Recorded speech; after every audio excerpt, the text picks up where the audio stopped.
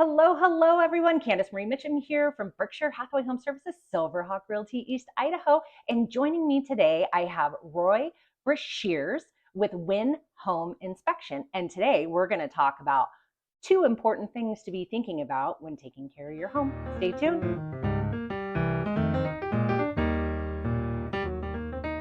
All right. And so I am really excited that you're here today, Roy. Thanks for joining us. We are going to talk about two of the top 10 things that would be commonly noted on a home inspection, whether we're talking about new construction, existing construction, and you're going to give us a summary of the top 10, and we're going to go over in detail two of those 10. That's correct. All right.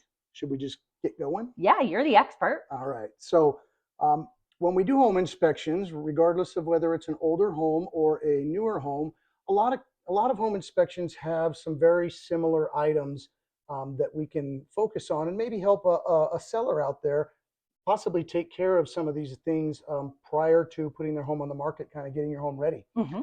So I'm going to go just quickly over 10 of the ones that we see a lot, and then we'll go and dive into just two of them in a little more detail. How's that sound? That sounds amazing. Okay. So in no particular order, the first one is gutters. Gutters and downspouts that are discharging too close to your home's foundation. Okay. The next one are GFCIs, or some people refer to them as GFIs, ground fault circuit interrupters. And they're necessary in certain parts of the home. Another one is the garage fire home separation barrier. Okay. The next one is a very easy one, dirty HVAC filters. Another one is missing or deficient, as in batteries not working, CO detectors or smoke detectors. Mm-hmm. Okay. Another one is the electrical panel. Think of your main electrical panel in your home, and it has either missing screws or it doesn't have a legend showing what the breakers go to. We need that map. Another one is handrails or guardrails in your home and in your stairways not being up to code, if you will. Mm-hmm. Okay. Another one is dryer vents that are clogged. Safety hazard, but we'll talk a little bit about that on a later episode. Another one is partially ungrounded systems. This is primarily for older homes. Mm-hmm. Okay. And the last one is improper or missing roof flashings. Okay, important. So those are the top 10 if I had to make a list of what we see probably most commonly. And why don't we go right into the first two in a little more in-depth conversation. Sounds great. Let it rip. Cool. So in any home, in any location, you have a foundation. If that foundation is compromised typically by water, sometimes by some kind of structural issue with the concrete, but in a lot of cases by water, you can run into really, really big problems. You've been doing this a while, Candace. I'm sure you've run into a home here and there that has presented some challenges by way of the foundation. Do you have any? Yeah. Not frequently stories? do we see that, but I was showing a home, and as we went into the utility room downstairs, kind of dry storage area, it was actively leaking. Yeah. So that was something that was relatively new home, just unfortunate set of circumstances, but we let the seller's agent know so they could make sure they took care of it. So it was unknown to them. So there's some systems in a house that are very, very important to make sure that they're just proper. And one of those systems is your foundation, and making sure water stays out of your either crawl space or your basement. Yeah. And gutters discharging too close to a foundation is probably one of the prime reasons that a simple leak is occurring. So always, always, always get those gutter discharges all the way down to the ground level, and then get the kickouts 2 to 4 feet away from the edge of the foundation. And one little additional there is you always want the ground or the soil or even the concrete that is right up against the house definitely to slope away. Yeah, graded away from the house. Yeah. Yes, absolutely. Yeah. So the next one is GFCIs, ground fault circuit interrupters. You know what that is, right? I do. And for any of our laypersons out there, that's when you're looking at your outlet where you'd be plugging something in. It's got that little breaker button on there. So you want to make sure you have that there in wet areas. Wet areas, yes. So GFCIs were not required by code, 30, 40, 50 years ago. And so this is where we get into that context aspect of having a qualified and educated um, inspector to help you navigate like what is normal and what is not normal. Um, a GFCI is a safety thing. It is meant to ground out and pop that little circuit that's part of the actual outlet in any case that it senses a ground, something that is grounding out that branch circuit that should not be. And it stops that electricity from flowing within, gosh, some of them are 5 milliseconds, just immediately. Generally, if a home were built today, it would be required to have a GFCI in and around faucets, so within 6 feet of a sink. Okay, so you're talking primarily your bathrooms and your kitchen. In your garage, your exterior outlets are required to be tied in, and they usually tie into the GFCI that's in the garage.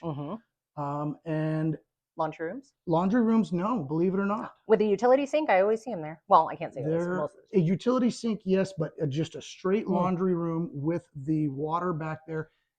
The code is kind of weird. Some things that would make sense, common sense, one way, it doesn't always go that way. Well, I am married to an electrician, so maybe that's why I always have them. Possibly.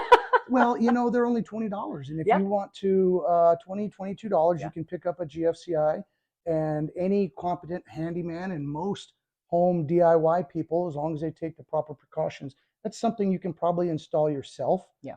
Just make sure, once again, you got to shut all the main power off. Yeah.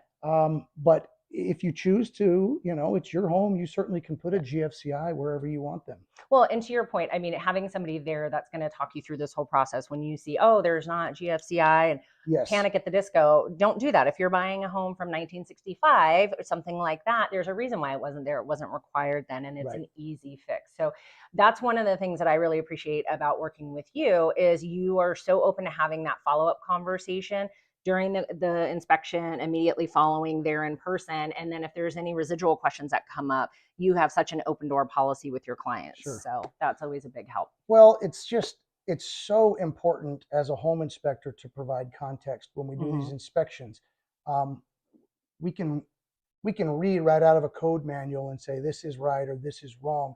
But when you start putting things in context, primarily in relation to the age of the home and what was required when it was first built, and then carrying that conversation on to what the homeowner may or may not feel comfortable with, right? And some alterations that can be made. And a lot of times these alterations, not always, but a lot of times these alterations, they're not thousands and thousands of dollars. They're half a weekend with a qualified handyman and a couple $100, and your home can be up to code. Home inspectors don't like using that word because codes change over the years, and so we really like to point out what a good way that I pointed out is, if this home were built today, here's how it would be. Right. But since this home was built during 60, here's what it was back then, and here's how we can bridge that gap. Right. And having that context, providing perspective for the potential buyer, super, super important, and a big part of my job. Yeah, absolutely. Well, and let's tell our viewers, for anybody who's looking for a home inspector, now, quick side note, you don't just use a home inspector when you're going to purchase a home, okay? So for example, my own personal experience is I am in my home, which we're in right now, had it inspected, purchased the home. Several months later, I had actually Roy come in personally and do a full inspection again to really take a look at it so I can pre-plan what I need to do for maintenance with my home to protect my investment this year, next year, and the following year. So lots of times and reasons to call a home inspector. And I know there's a couple of other things that you guys can do as well, right?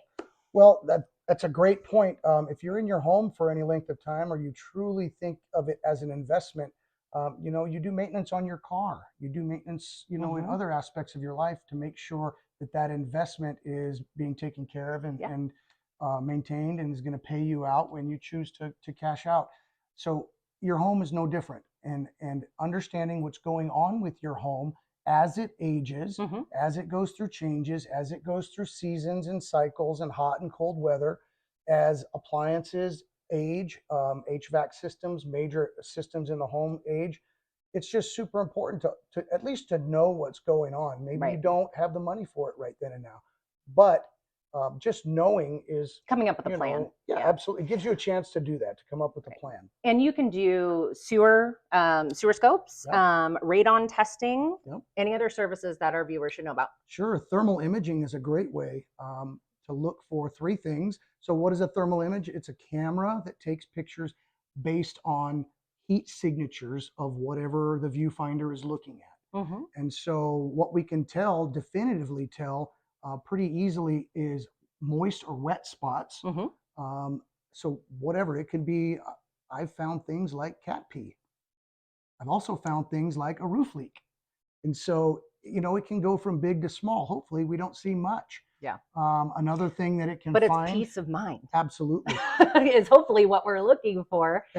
Especially in those areas that you've always had a little concern. Like, Yep. why is there a little tiny stain up in that corner? Mm-hmm. I don't get it. Let's figure it out. Let's figure it out. So, and we're here in Idaho Falls, so in Southeast Idaho. So we know that you conduct business here. Where else do you service? Sure.